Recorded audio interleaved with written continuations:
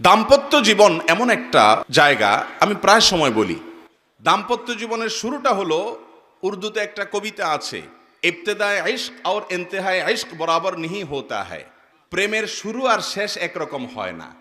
প্রেমের শুরুতে শুধুমাত্র ফুল দেওয়া নেওয়া হয়, শেষে লাঠিও দেওয়া নেওয়া হয়। ঠিক না বেঠিক? শুরুতে মোহব্বত উতরায়, উন্মাদ হয়ে যায়, মা বাপ চিনে না, নামাজ চিনে না, মুরব্বী চিনে না, সমাজ চিনে না, বন্ধু বান্ধব চিনে না, রাগ সব। এখন আমার মনের মানুষের সাথে আমার চ্যাটিং চলতেছে, কিচ্ছু চিনে না, সে ভালোবাসা উতরাইতে থাকে। এরপরে শেষ পর্যায়ে যখন চলে যায়, তখন ওই ফোন নম্বর দেখলে মেজাজটা গরম হয়ে যায়। ঠিক না বেঠিক? ইবতেদায়ে ইশক আর ইন্তেহায়ে ইশক বরাবর নিহি হোতা হ্যায়। এটা বাস্তবতা যে প্রেমের শুরু আর শেষ একরকম থাকে। যারা বিচক্ষণ তারা একটু হিসেব করে পা বাড়ায়। ঠিক একইভাবে বৈবাহিক জীবনে তিনটা ধাপ আছে। কয়টা ধাপ আসে? তিনটা ধাপ আসে। বিবাহের পরপর ভালো হোক আর মন্দ হোক, প্রথম প্রথম নতুন জামাই বউ অনেক মহব্বত আদান প্রদান করে, অনেক ভালোবাসা, অনেক স্বপ্ন, অনেক প্রতিজ্ঞা, অনেক ওয়াদা, অনেক কমিটমেন্ট, অনেক প্রমিস, অনেক ভালোবাসার বিনিময় হয় বিয়ের পরপর। এরপর যখন 1-2 বছর চলে যায়, আল্লাহ তাআলা একটা বাচ্চা দেন। ওই বাচ্চা রাত্রে ডিস্টার্ব করে, মা উঠতে দেরি হয়েছে, বাপে ধমক দেয়। এরপরে আস্তে আস্তে দূরত্ব তৈরি হয়, ওই বাচ্চা আরেকটা বড় হয়, আরেকটু বড় হয়, আরেকটা হয়। এরপরে নানা রকম ঈশনীয় মনোমালিন্য হয়। মায়ের কথা শুনে ছেলে খেপে, অথবা বউ তার শাশুড়ির কথা শুনে খেপে। আস্তে আস্তে আস্তে আস্তে আস্তে টুনটান হতে হতে যখন সংসারটা একটু ভারী হয়, ছেলে মেয়ে হওয়া শুরু করে, 2-3 বছর হয়ে যায়, ও যে ঘোরটা কেটে যায়। সহজ কথা হলো, বিবাহের পরে প্রথম প্রথম যে ঘোরটা থাকে, ওই ঘোরটা কি কেটে যায়। অনেকটা ইয়ের মতো, সফট ড্রিঙ্কসের মতো। সফট ড্রিঙ্কসের বোতল যখন আপনি মুখটা খোলেন, যেই পরিমাণ ঝাঁজ এবং তেজ থাকে, কিছুক্ষণ পরে আস্তে করে সেটা লেভেলে চলে আসে কি আসে না? বিবাহের পর প্রথম যে মহব্বত থাকে, যে বোঝাপড়া থাকে, যে আকর্ষণ থাকে, এটা আস্তে আস্তে কমে। যখন কমে, এরপর আসল রূপটা দেখা যায়। ওই যে মহব্বত উতরাইছিল একটু আগে বা কিছুদিন আগে, সেই মহব্বতের আসল রূপটা ছেলেও দেখতে পায়, মেয়েও দেখতে পায়। শুরু হয় এবার তুমুল আকারে ঝগড়া, ফাসাদ, গন্ডগোল। এটা বাস্তবতা হয়। এরপর বৈবাহিক জীবনের একেবারে শেষের দিকে যখন চলে যায়, তখন আবার ওই প্রথম সময়টা কিন্তু ফিরে আসে। অর্থাৎ বুড়া বুড়ি টোনাটুনির সাথে সম্পর্কটা খুব ভালো থাকে। আপনি আমাদের এই সমাজে জোয়ান জামাই বউ যেরকম মারামারি লেগে থাকে, গন্ডগোল লেগে থাকে, মুরব্বী চাচাদেরকে বুড়া বুড়ি এরকম গন্ডগোল লাগালাগি করে এবং চুলাচুলি করে, এরকম খুব বেশি দেখেন? একেবারেই নাই। ওই মাঝামাঝি পর্যায়ে যা হয় না হয়, শেষের দিকে আবার মহব্বত অনেক হয়। নদীর এপারে কিছুটা শান্ত, ওই পারে কিছুটা শান্ত, মাঝখানে উত্তাল তরঙ্গ। ওই তরঙ্গ দেখে অনেকে ভুল করে এবং তরি ডুবিয়ে দেয়, আর ওই কুল পর্যন্ত যেতে পারে না। আর যে বিচক্ষণ, সে জানে যে এরকম চড়াই উতরাই হবে দাম্পত্য জীবনে, বোঝাপড়ার গরমিল হবে, গন্ডগোল ফাসাদ হবে, এগুলোর সব ওভারকাম করতে হবে। একটা সময় আমার শান্তি আসবে। বিশেষ করে মা বোনদের একটা সমস্যা হলো যে পরের ঘর করতে গিয়ে নানা রকম ঝামেলা তৈরি হয়। তখন তারা কি করে, না এসব আর করবো না, আমি চলে যাই। এভাবে যে বেশিরভাগ মেয়ে পরবর্তীতে আফসোস করতে হয়। আর এই কারণে দাম্পত্য জীবনের সুখের দ্বিতীয় মন্ত্র হলো সবর এবং শুকর। এই দুইটা অভ্যাসকে নিজের জীবনে আনতে হবে। যাদের মধ্যে সবর নেই, যাদের মধ্যে কৃতজ্ঞতা নেই, এরা কখনো দাম্পত্য জীবনে সুখী হতে পারে? দাম্পত্য জীবনের সুখের অন্যতম মূল মন্ত্র হলো সবর করা। কারণ দুই ফ্যামিলির দুইজন মানুষ একত্রে সংসার করবে, এক ছাদের নিচে থাকবে, জীবন কাটাবে, সব কিছু ব্যাটে বলে কিয়ামত পর্যন্ত কোনো দিনই হবে।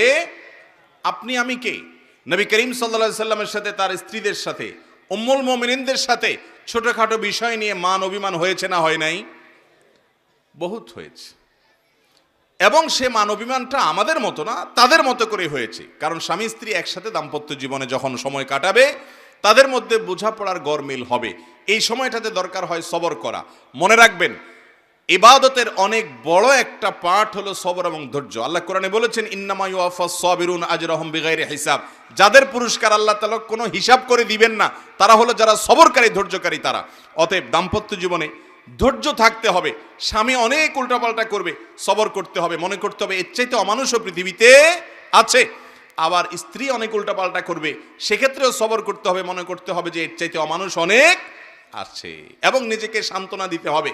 অনেক ক্ষেত্রে কৌশলী হইতে হবে, বিশেষ করে দাম্পত্য জীবনে কৌশল ছাড়া আপনি সুখী হতে পারবেন না।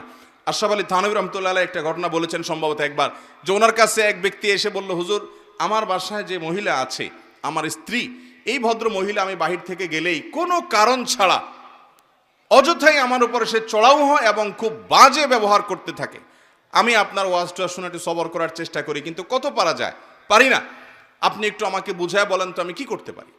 তখন উনি বললেন যে আপনাকে একটা বুদ্ধি শিখাই, বাসায় ঢোকার আগে দরজার সামনে গিয়ে কয়েক সেকেন্ডের জন্য আপনি একটু মাথাটা নত করবেন, করে কল্পনার জগতে ডুব দিবেন। ডুব দিয়ে নিজেকে নিজে বলবেন যে আমি এখন দরজা খোলার সাথে সাথে কথার কথা একটা কুকুর আমার বাসায় আছে, কুকুরটা আসবে, তো কুকুর মানুষ দেখলে ঘেউ ঘেউ করে, এটা করবে। এটা আপনি শুধু মাথায় মনে মনে চিন্তা করবেন। এরপরে খোলার পর মানুষকে কুকুর মনে করে ছোট করা না, মানে এটা জাস্ট একটা ট্রিটমেন্ট, যে আমি মানুষ না, মনে করলাম যে একটা মানুষের পাশে একটা কুকুর আছে, তো কুকুরটা আমাকে ঘেউ ঘেউ করবে, এটা তোমার মনে করবা। মনে করার পর এরপরে দরজা নক করবা। বউ খোলার পর যদি তোমার সাথে ঘেউ ঘেউ করে, তুমি সাথে সাথে ওই যে তোমার ধ্যান কল্পনার জগতে ডুব দিবা। ডুব দিয়া তোমার স্মৃতিতে আনবা যে একটা কুকুর, আমি রাস্তা দিয়ে যাচ্ছি বা কোথাও গেছি, এখন ঘেউ ঘেউ করতেছে, তো কুকুর ঘেউ ঘেউ করলে আমার সমস্যাটা কি, এটা তুমি মনে করবা। তো স্বামী বাসায় গেছে, যা দরজা খুলছে, দরজা নক করার আগে ওইরকম কল্পনা করছে, স্ত্রী দরজা খুলছে, যথারীতি জামা কাপড় খোলার পর শুরু হয়ে গেছে বিশ্বযুদ্ধ, ঠুসঠুস শুরু হয়ে গেছে। যখন এগুলো শুরু হয়ে গেছে, ভদ্রলোক সাথে সাথে চোখ বন্ধ করে ওই ধ্যান করা শুরু করে দিছে, যে হুজুর বলে দিছে যে আমার তো এরকম একটা পরিস্থিতি আমি কল্পনা করতে হবে। করলো, তো করার পরে লোকটা হেসে দিচ্ছে। বউ চিন্তা করলে ব্যাপার কি, প্রতিদিন হামলা পাল্টা হামলা হয়, গোলা বারুদ এখান থেকে গেলে ওখান থেকেও কিছু আসে, আজকে দেখি এটা মিটমিট করে হাসে, কাহিনী কি? স্ত্রীর তো মেজাজ আরো গরম হয়ে গেছে, সে যত গরম হয় এ দেখে আরো বেশি হাসে। তখন বলল, ধরছে একটু ঠান্ডা হয়ে, স্ত্রী দেখছে না রাগারাগি করতে হচ্ছে না, বলো কাহিনী কি বলো। স্বামী তো বলে না, একটা পর্যায়ে বলে দিছে যে আসলে হুজুর আমাকে এটা শিখাই দিছে, এরপর থেকে আমার কাছে তোমার সব রাগ ঝাগ বকা ঝকা এগুলো সব আমার কাছে একেবারে পান্তাবাদের পানি মনে হয়, আমার বরং আরো হাসি আসে।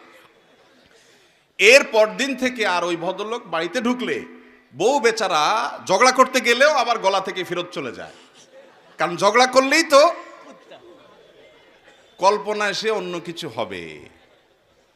এ কথা শুধু মহিলাদের জন্য বলছি, মা বোনদের রাগ করার কোনো কারণ নাই। একই কথা পুরুষদের বেলায়ও হতে পারে, অনেক পুরুষ আছে এরকম ছেঁচড়ার মতো গেউ গেউ করে কি করে না, তো তাদের বেলায় যদি মহিলারা এই একই পদ্ধতি অ্যাপ্লাই করেন, ইনশাআল্লাহ অন্তত ওই গেউটা থামানোর জন্য ওষুধের কাজ দিবে। তো খোলাসা কথা হলো, সবর থাকতে হবে। রাগ হলে পাল্টা রাগ দাম্পত্য জীবনে কখনো সুখ আসার কারণ হয় না। দাম্পত্য জীবনে স্বামী হোক আর স্ত্রী হোক, ধৈর্য ধারণ করতে না পারলে কখনো শান্তি পাওয়া যায়, ধৈর্য ধারণ করতে হয়।